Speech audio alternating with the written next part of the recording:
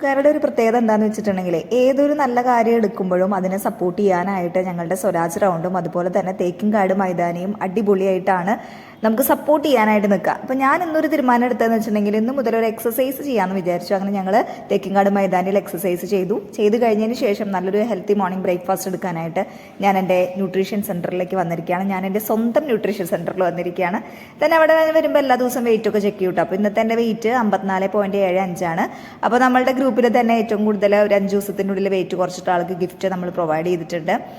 അത് കഴിഞ്ഞതിന് ശേഷം ഞാനൊരു healthy energy drink air fresh prepare ചെയ്ത് എനിക്ക് എൻ്റെ ഫേവറേറ്റ് ലെമണാണ്.